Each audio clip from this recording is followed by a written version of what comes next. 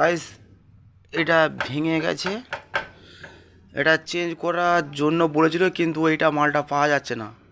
ওই জন্যে দেশি জোগাড় করে পাতি দিয়ে এটা লাগানো হবে।